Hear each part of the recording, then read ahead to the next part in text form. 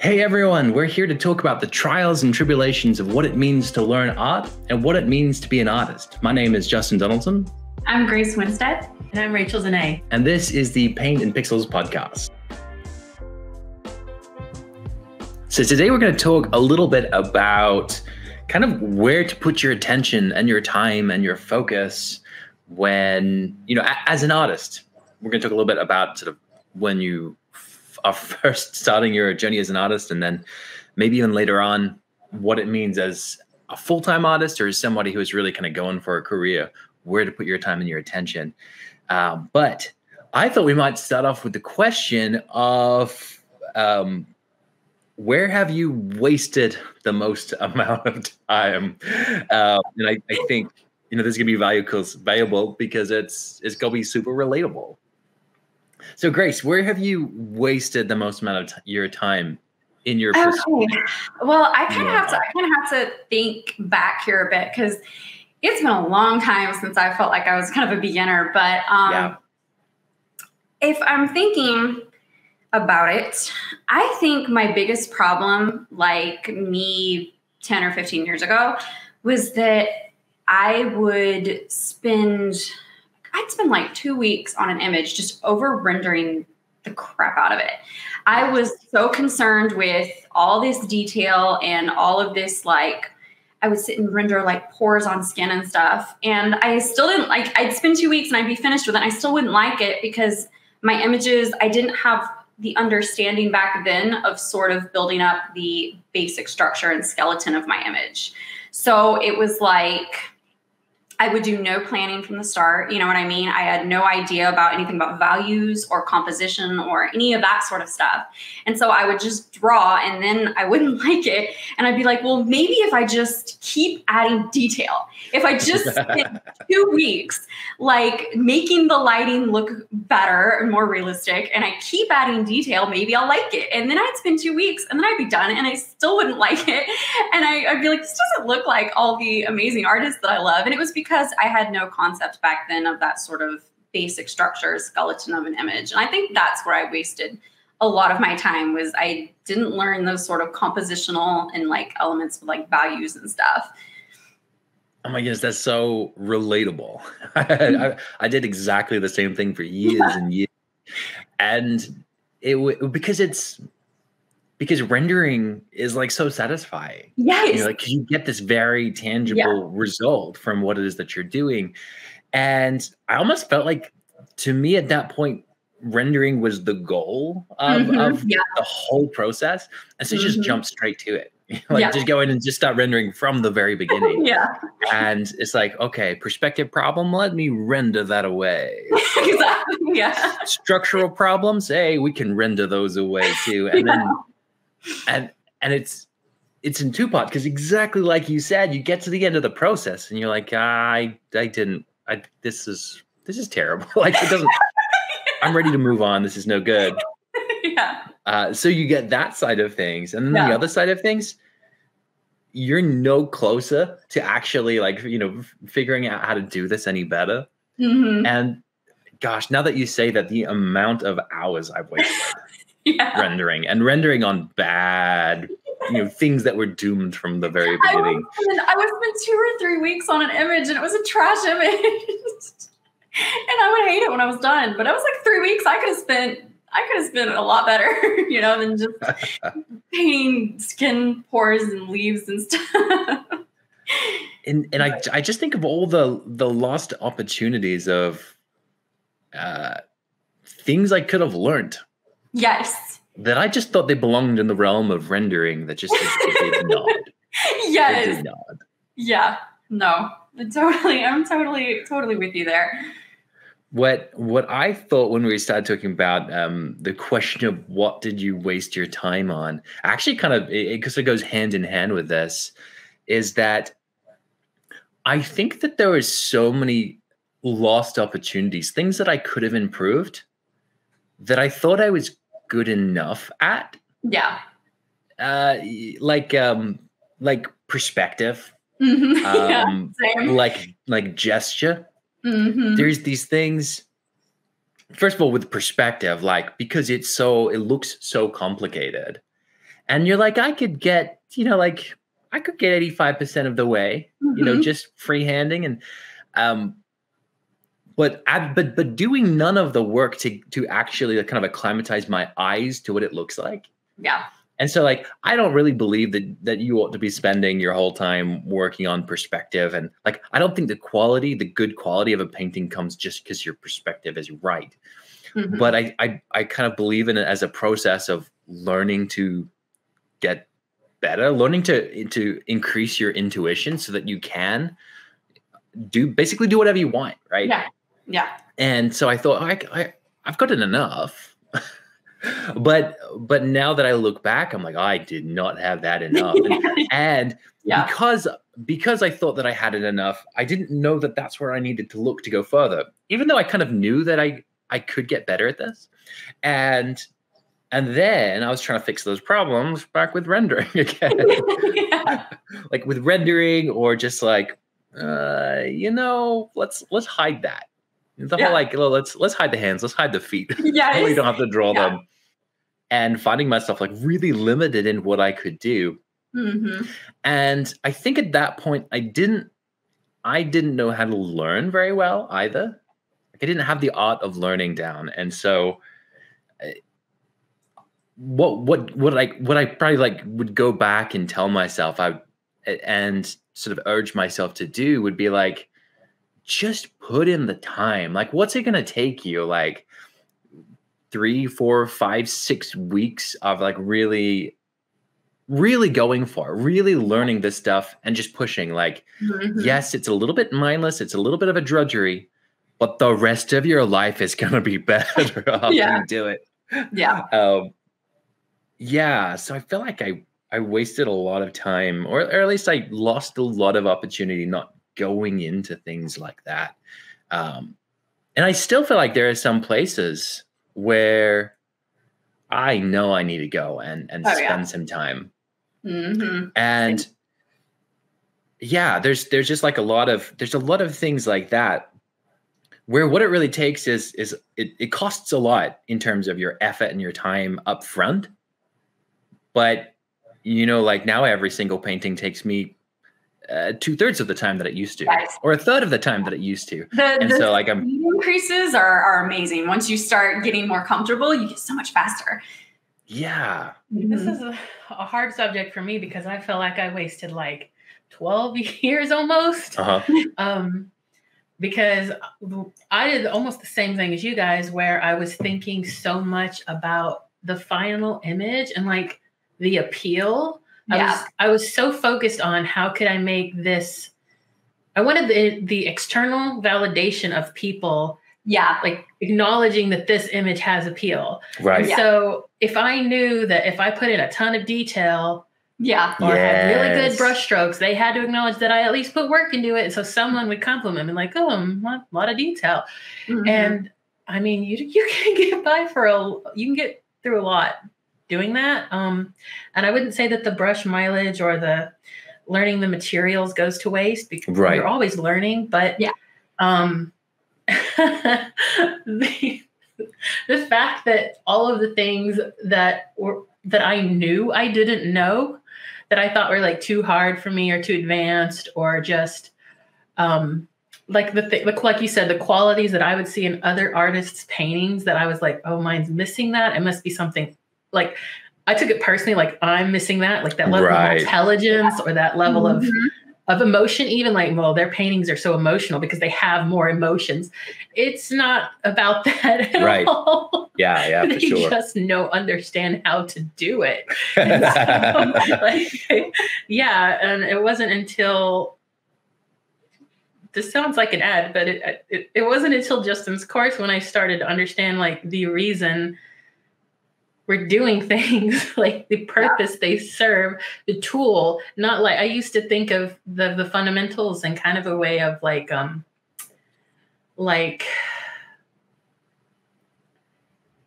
rules, you know? Like rules. Yeah. And nobody likes rules, right? No. Well, actually I kind of do, but because I'm a people pleaser, but I felt like rules that were unattainable for me, beyond my understanding. And then I realized they are tools, and I love tools. Oh yeah, I love tools.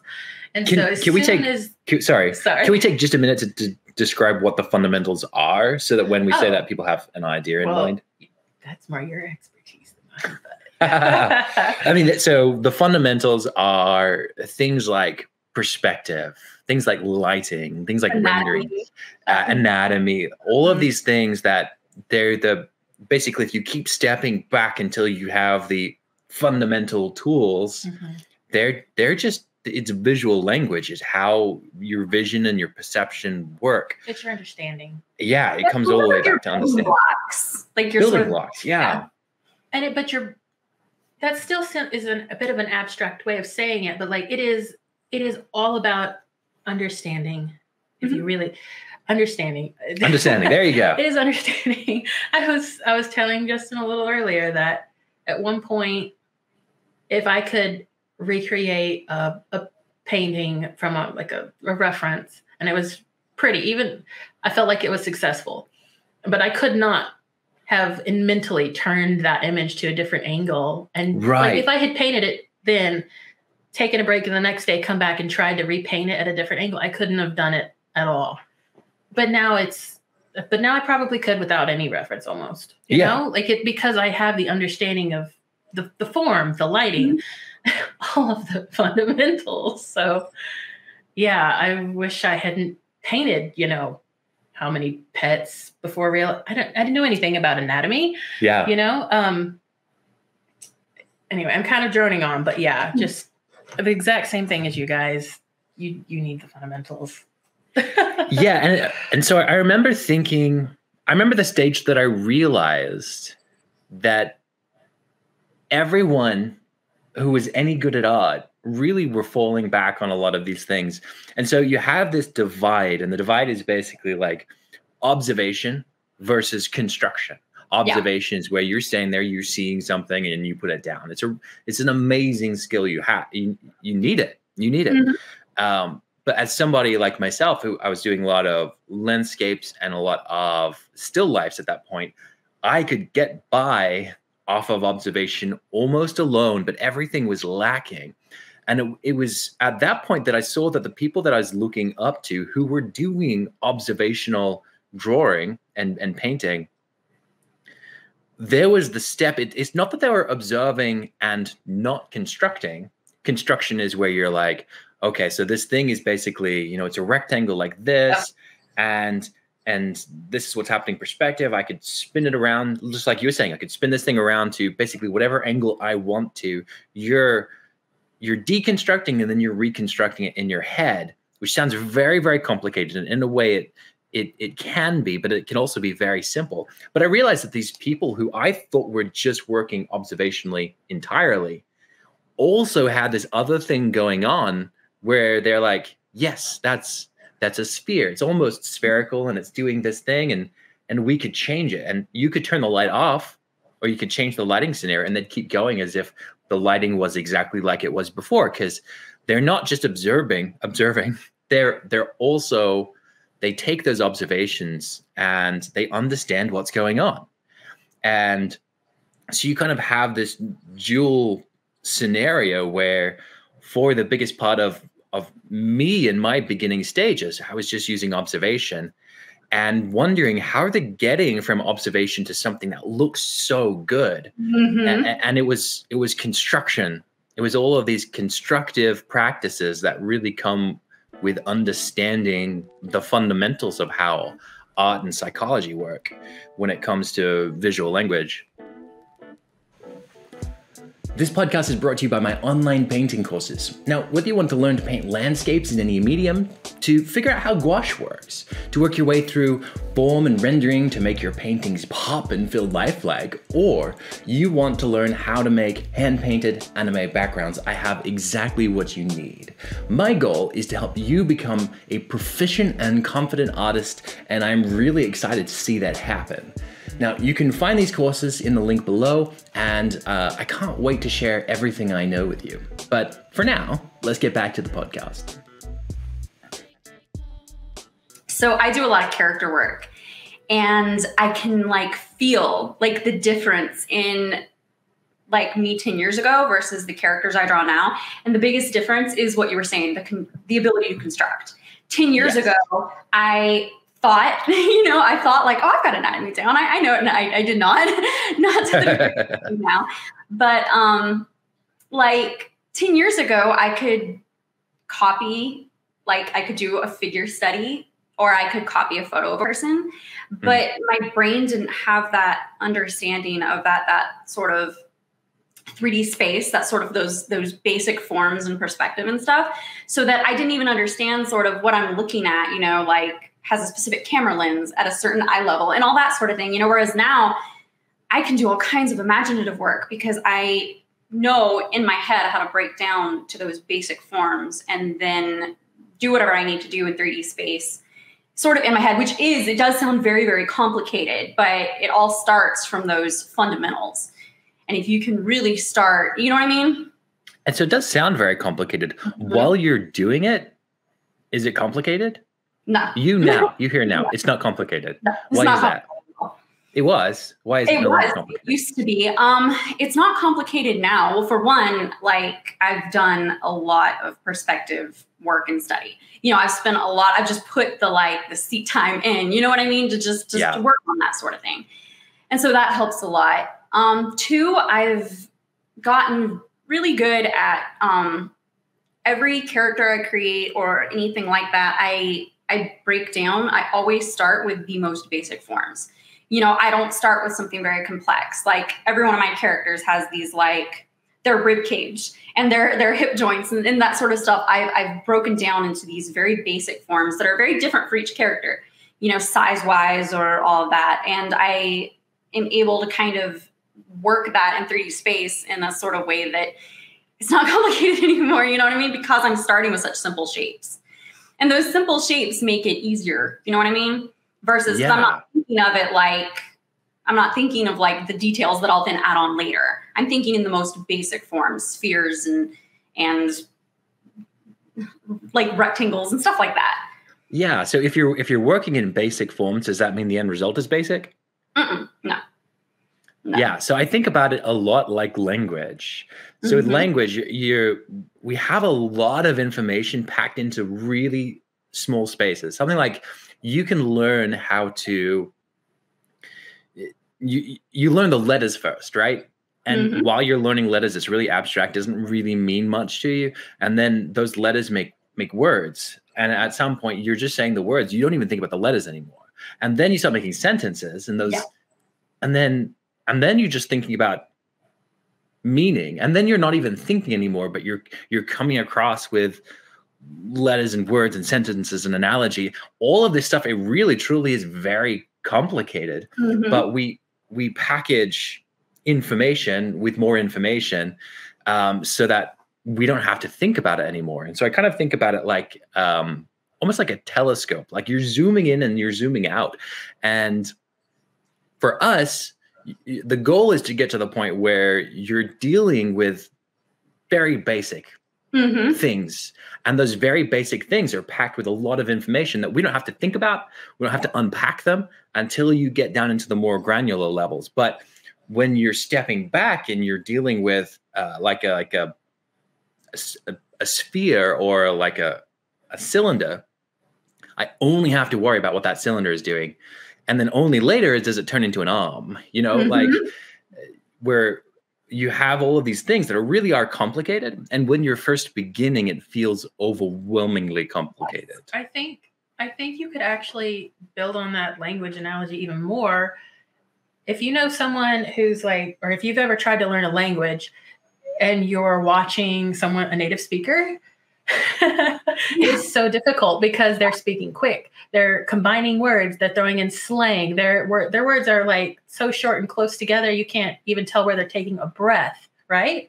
And it's because they understand it so internally that they don't even need the full word, right? And so when you see people work through all of these processes from beginning to end, and you start to think that you're going to have to put that much work for every single fundamental into one painting, and you're like, this is too much. And then like once you finally do put the effort in to get your mind around everything, you realize these are fractions of what you learn, but it's the understanding that matters, like the actual practical part, like the drawing out of perspective or whatever. Yeah, it's such a tiny part of what's important. So Yeah, it goes so riding much a further. bike, I think anyway. It's kind of like riding a bike where like once you've kind of studied and sort of worked separately on a lot of the different stuff, they come together and eventually you stop thinking about it and it just becomes totally natural. Or like driving a stick shift. You know what I mean? You stop thinking about steps. Yeah. And it just becomes like, oh, you just do it and you don't think about it. You know what I mean? Absolutely. So here's a question though. How do you actually push through all of it? So I think it's important, like for me anyway, is to kind of find what you really love to make so that no matter what, Right. even if what you're making isn't amazing, you're going to have fun doing it and you're going to see what you want to see. And I think that makes it funner so that when you're working on the fundamentals alongside sort of your fun stuff, you can kind of apply them bit by bit, little bit, right? Like, so if I'm studying perspective, if I've spent like the last week and I'm taking a perspective course or I'm reading a book or I'm just studying on my own or whatever, I can really just think, well, how can I apply this to something that would be fun for me to draw? Like, what do I like drawing? You know, I like drawing characters and stuff. So maybe I can sort of figure out how to apply that sort of a character drawing and just sort of work on it bit by bit and piece by piece, because that's so much easier than trying to do it all at once. You know what I mean? You kind of have Absolutely. that one. That's a lot of what I'll do. I'll pick like one specific area of study that I kind of will focus on for a little bit before I go to another. Like I don't do like perspective and lighting and anatomy. I don't work on all that stuff at the same time. That's just No. too much. You know what I mean? So I will bounce between subjects, and I like to try to apply them to sort of the fun stuff that I enjoy doing, so that it, you know what I mean? Yeah. Yeah. So I definitely feel the same way. I've tried to have times in my life where I'm putting like, okay, I'm going to have an hour or two working on perspective, an hour or two working on anatomy, an hour or two working on this. And it's exhausting. Yeah. And I don't really keep any of it in terms of like being able to remember and help it go from being mechanical to intuitive. And those times in my life, I wouldn't say I got very much out of it, other than, like Danae was saying, there's mileage, and that mileage helps. Like just with everything, your paint stroke is going to get more confident, your color mixing is going to get more confident, just because you're doing those things a lot. But I've found the way for me to actually go forward, to keep moving forward, and to keep that interest, and with any sustainability whatsoever at all. Just like you said, I have to actually be interested. So I'll always be working on a project or a painting, you know, something particular in mind. And when I need to figure out a problem in that project, I like stop and I'll step back and try and figure out like, okay, I think this is a perspective problem. So let me go ahead and actually put the time in to you know, figure out what's going wrong. And again, I don't want to fall into perfectionism, so I'm not going to do it 100. Like I'm not going to detail out every single little thing in perspective and go for it. But this thing is actually a problem. And so I'm going to go in and I'm going to figure out what that problem is and why is that a problem right now, and get some kind of like internal feedback cycle where I'm working on a project and it's going to involve color problems. It's going to involve perspective problems and some visual library problems, so that and it might take me, like I was saying before, it might take me, you know, 2 extra hours to figure something out, but then I've figured it out. And then it applies to the next painting. And so that's the way to, at least in my opinion, that's the way to rapidly improve, is to attach it to something I actually enjoy, give it real world practical problem solutions, so that it's like you can get good at perspective, but if what that means for you is drawing a lot of grid lines and cubes, then fantastic. You're good at drawing cubes now. Like, good for you. All of my perspective, improvement has come because I've drawn pictures where I purposely will put the camera at a perspective that's kind of weird or something just for fun. Yeah. But I'm drawing something that I enjoy drawing, it'll be a character or something, but I'll put the camera down low or something. And that brings me to where I have to kind of figure it out. And doing that so many times has improved and you know what I mean? Basically making it practical in something fun. Yes. Yeah. I would say that you have to embrace anything that makes you frustrated. Yes. Anything that makes you frustrated can be turned into curiosity, and then you can go seek it out and learn it. And it's just, you're going to improve with each painting if you can learn how to do that. Yeah. It's getting that kind of internal feedback cycle so that any problem becomes something that you can solve, and you just have to figure out how to solve it. And I think one thing that I know that we've talked about before, at least Danae and I have talked about before, is that there really is there's no heavy morality or ethics in art when it comes to, and I say that, and what I mean is that, am I doing this right? Am I doing this wrong? Is this the right thing to do? Is this the wrong thing to do? Those are just the wrong questions. Yeah. Because it's not like, oh, I put this line down and it was wrong. No, it's I put this line down and it has an effect on the painting. And so turning it into, okay, well, what effect does it have? And then how do I nullify that effect? How do I use that effect?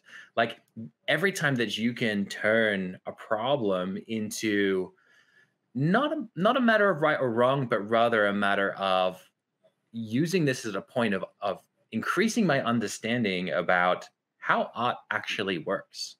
Yeah. You're revving the feedback cycle, and that means that now you have a new tool that you can use.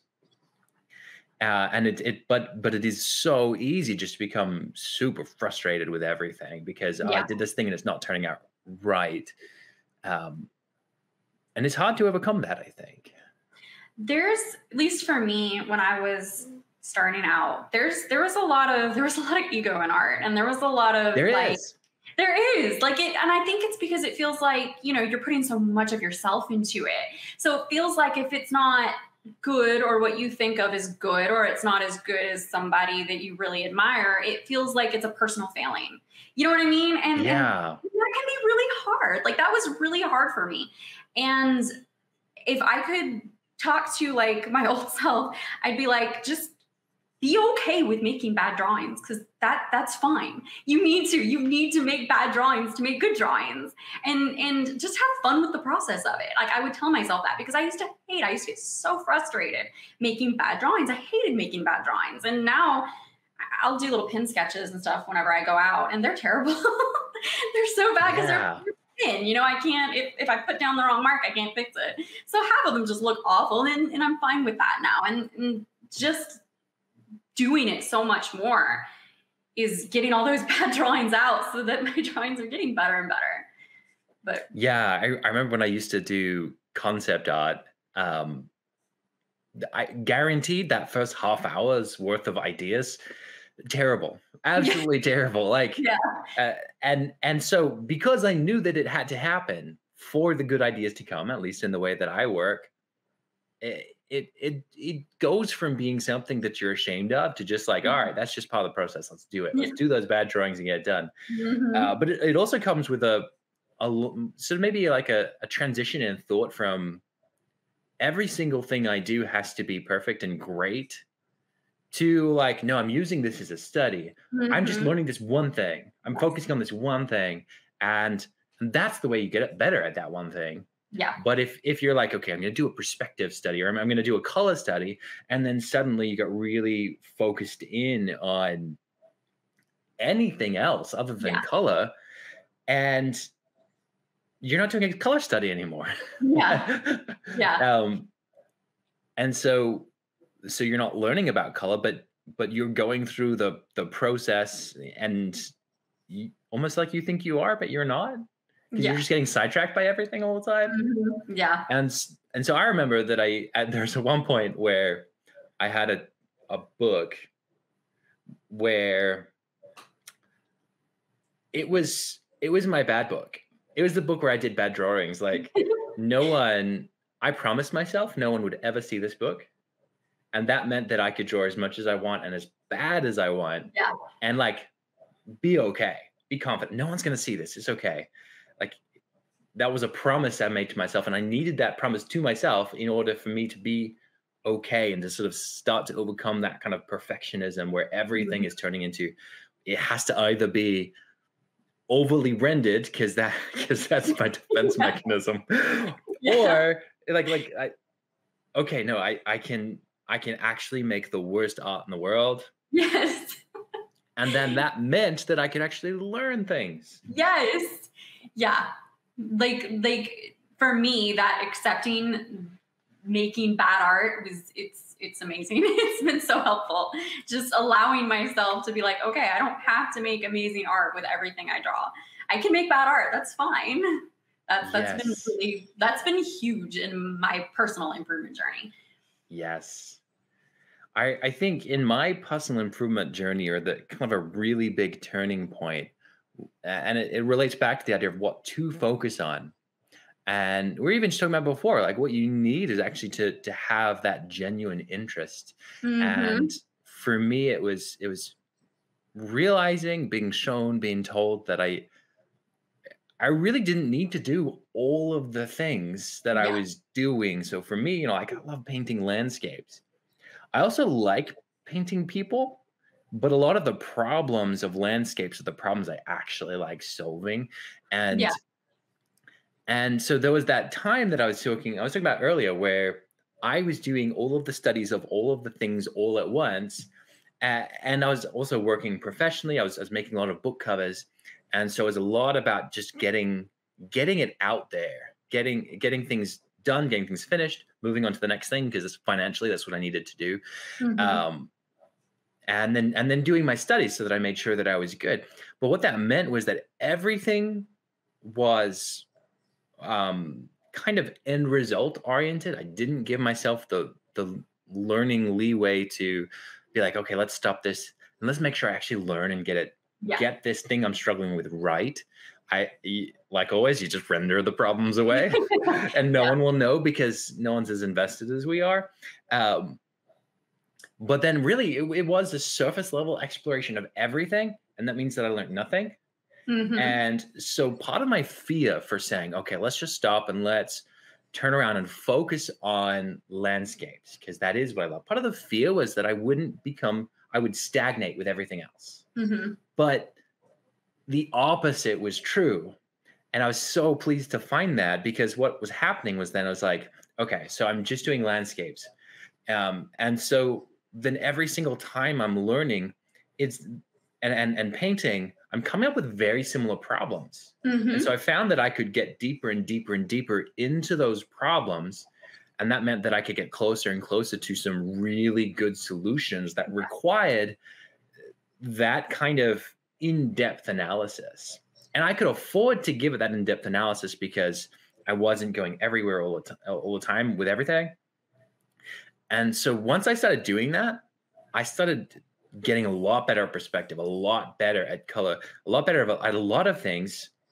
And I found that transferred to other things. Like I started becoming better at painting people because I was painting landscapes, but because I really went in depth and allowed myself to have that kind of curiosity mentality and dig into things instead of like, today I'm learning how to draw a helmet, and then tomorrow I'm learning how to draw shields, and then the day after that I'm learning how to paint this thing, and never really getting into any of it to the level that is like transferable. That was huge for me. Yeah.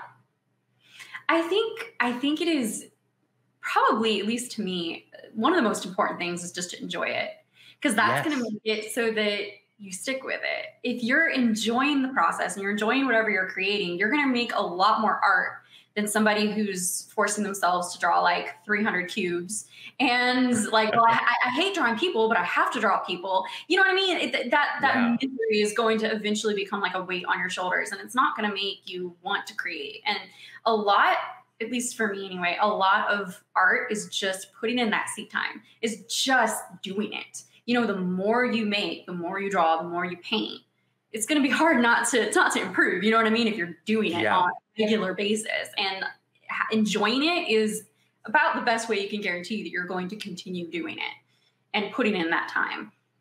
I agree 100%. Yeah. I think that from a very young age, people start to tie their identity and their self-worth to art. Mm-hmm. Yeah. And it really isn't until you start to realize that it is just simply the interest of pursuing it that is what makes you an artist, not not necessarily the final product. You know, you have to be able to have that internal validation, I think, not the external, where you know that if you come up against a problem that you don't know how to solve, that you know you'll solve it. You have to something about they're talking about painting what you love. I would say that it might even be more about making sure that you're doing what you're interested in, because it can be very hard to try to find a niche or something. You hear that word a lot when you're getting into art. That is so hard. But just trust that, like, just following your interests will get you closer. Yeah. We also had the idea of like, if you're having a hard time figuring out what you love, because that genuinely is really difficult. Because your standards for what you think it is, you're like, but do I love it? Like, I know I like it, but do I love it? And that's where it starts to become an identity thing, because it's really hard to want to label yourself as, I am the person that loves this and and am good at it and will be you're like, an authority on it someday, maybe. It's I'm like, more than that. That's a responsibility almost, because people identify people will, what's the word? Like, they'll fight for their identity, their ego, if you want to call it that. Yeah. To the death, like literally to the death. So it's easier said than done to try to label yourself as, this is what I love, and put it out to the entire world. For me, it also felt like, you know, if I say that I'm no longer drawing people, does that mean I'm saying I can't draw people? And like, that's where my ego comes into play. It's like, well, painful. I can, and I actually like doing it. Yeah. But what you said the other day was not necessarily, like, if that's difficult for you, then twist it around and don't say that. Say, what do I not like to draw? Yeah. Right. And come up with your list of, like, I have no interest in this. I have no interest in that. I have no interest in this. Yeah. And then that being a way of kind of helping you to find some of these things that you do like, or at least not put yourself in a position where you've committed to painting something and you're going to hate the next, like 10 days. Yeah. If 5 years ago, someone had mentioned Rembrandt or something, and I would have looked at it, I would have been like, oh, I need to remember this artist's name, because that's who big artists know. They love his art. That must be good art. And I'd look at it and I'd think, Yeah. And you're saying this as a hypothetical, but I showed you Rembrandt and you're like, I was like, I don't get it. This is not that long ago. But when you start to have an interest in more of the tools of art, now I'll look at some of his stuff and I'll be like, the lighting, like, I don't even notice the subject. I don't care.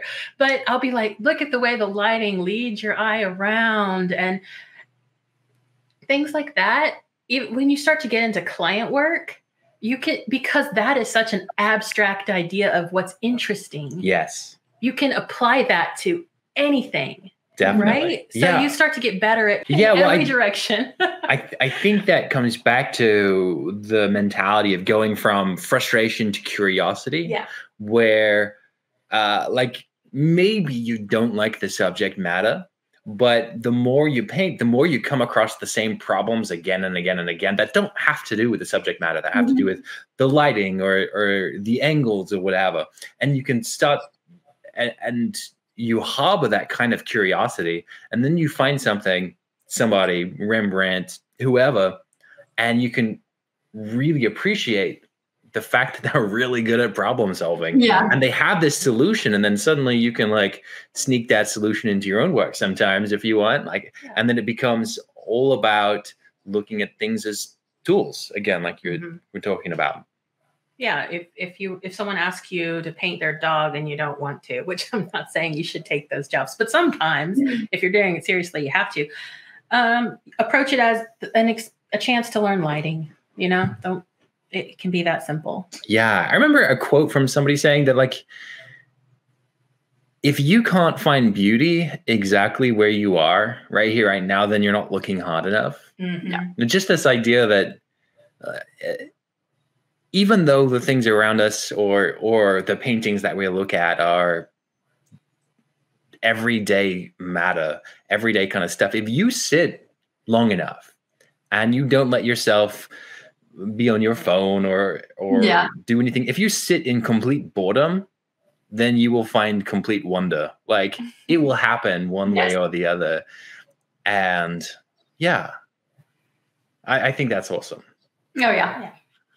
All right, so let's summarize kind of what we've talked about. We talked about the question, what did you waste your time on? And for most of us, it was using rendering for reasons rendering should not be used for, and using it to cover over all of our other problems. We talked about the fact that it's actually kind of worth all of your time to dig into the fundamentals, and that it gets easier. Like it's not something that remains complex. It really gets easier. So it's really worth your time. You'll be able to paint faster, more efficiently, more effectively, and you'll be able to think about the things that are actually important to you rather than always wondering why everything's not looking right. Turning frustration into curiosity, right? Like going from just being angry and frustrated that nothing turns out the way that you want it to, because that's a truth and will happen no matter what. But all this art stuff, they're all tools, right?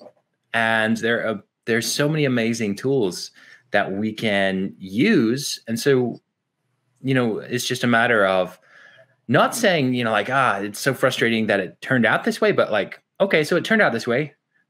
What kind of effect did that have on the painting? What kind of effect did that have? And turning everything into a moment you can actually learn and use that effect when and where you want to. And then talking about just being able to focus on things that are really important to you. Because the minute that you do that, you get to like dig down into these subjects and subject matter at a level that I really don't think you can when you're trying to do everything all at once. Right? I can't think of two things at the same time. I can't think of one thing at the same time, let alone two. So yeah, I think there's a lot of good things to focus on and a lot of things that are kind of get in the way. But yeah, that's some of the stuff we talked about. We'll see you guys next week. Bye, everyone. Bye.